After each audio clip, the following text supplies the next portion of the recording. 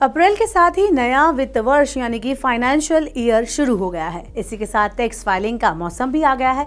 अगर आप भी टैक्स रिटर्न फाइल करते हैं तो ये वीडियो सिर्फ आपके लिए है, क्योंकि इनकम टैक्स विभाग ने 2023-24 के लिए ITR 1, ITR 2, ITR 4 उपलब्ध करा दिए हैं। ये फॉर्म्स हैं, करदाता 31 जुलाई 2024 तक आसानी से रिटर्न फाइल कर सकते हैं। आयकर विभाग ने टैक्स फाइलिंग और रिटर्न प्रोसेस को काफी तेज बनाया है, क्योंकि अभी रिटर्न फाइल करने वालों की संख्या काफी कम है। ऐसे में अगर आप अप्रैल में ही टैक्स रिटर्न फाइल कर देते हैं तो आपको झटपट रिटर्न भी मिल सकता है। अगर आपकी कंपनी की ओर से फॉर्म 16 मिल गया है तो बेहतर होगा कि आपको पहले आओ पहले पाओ की तर्ज पर टैक्स रिफंड भी मिल सकता है। वैसे इस बार आयकर विभाग ने कुछ चेंजेस भी किए हैं, ऐसे में आपको इन चेंजेस को जान लेना चाहिए। तो चलिए जानते हैं कि फॉर्म में क्या नया है और क्या बदलाव हुआ है। यहाँ सबसे बड़ा बदलाव बैंकों की जानकारी को लेकर है। अब आपके खाते के प्रकार के साथ पिछले साल के अपने सभी बैंक खातों का खुलासा आपको करना होगा, यानी कि आपके जितने बैंक अकाउंट हैं उन सभी की इंफॉर्मेशन रिटर्न में आपको भरनी होगी। इसके सभी प्रकार के बचत खाते और चालू खाते भी इसमें आपको ऐड करने होंगे। हालांकि डोरमेट खातों की जानकारी नहीं भरनी होगी। वहीं एक और इंपॉर्टेंट चेंजेस है कि नई टैक्स व्यवस्था को डिफॉल्ट व्यवस्था बना दिया गया है और अगर आप इससे बाहर निकलना चाहते हैं तो आपको विवरण प्रदान करना होगा।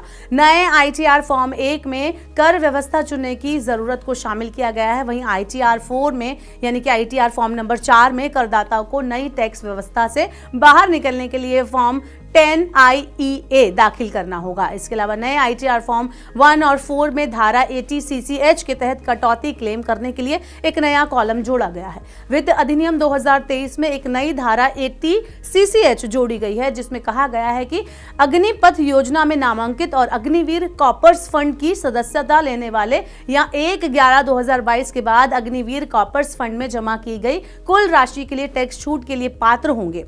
अब ITR 4 की अगर हम बात करें तो बढ़ी हुई टर्नओवर सीमा का जो दावा है वो करने के लिए ITR 4 में नकद में प्राप्तियां का एक जो कॉलम है वो शामिल किया गया है। यहां आपको अपने पास मौजूद नकदी की जानकारी आयकर विभाग को देनी होगी। फॉर्म में इस बार अलग से कॉलम जोड़ा जा रहा है, जिसमें साल भर नकदी का ब्यौरा आपको देना होगा। अब इससे पहले की अगर हम बात करें तो पिछले साल इसमें क्रिप्टो करेंसी के लिए एक अलग से कॉलम जोड़ा गया था।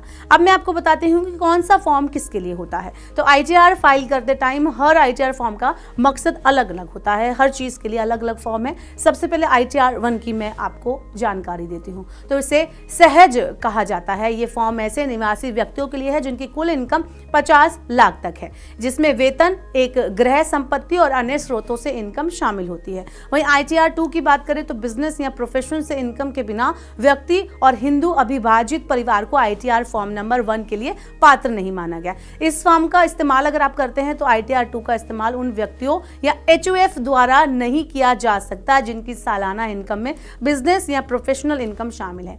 अब ITR 3 की हम बात कर लेते हैं।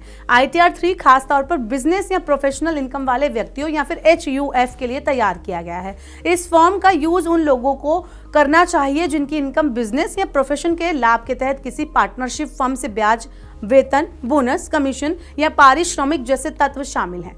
ITR 4 को सुगम फॉर्म के नाम से भी जाना जाता है। ये व्यक्तियों, HUF और फर्म्स के लिए होता है जिनकी कुल इनकम 50 लाख रुपए तक होती है। इसके अलावा बिजनेस और प्रोफेशनल से होने वाली वो इनकम इसमें शामिल होती है जिसकी कैलकुलेशन इनकम टैक्स एक्ट की धारा 44AD, 44ADA या 44AE के तहत की जाती है। तो इस तरह से अब आपको पता चल गया होगा कि अगर आप ITR भरने वाले हैं तो कौन सा फॉर्म आपके लिए सही है और क्या क्या बदलाव किए गए हैं। ऐसी और वीडियोस के लिए देखते रहिए Money9। और हाँ, अगर आप पर्सनल फाइनेंस से जुड़ा कोई भी सवाल पूछना चाहते हैं तो Money9 के ऐप पर टॉक टू एक्सपर्ट में जाकर किसी भी एक्सपर्ट से आप अपना सवाल पूछ सकते हैं।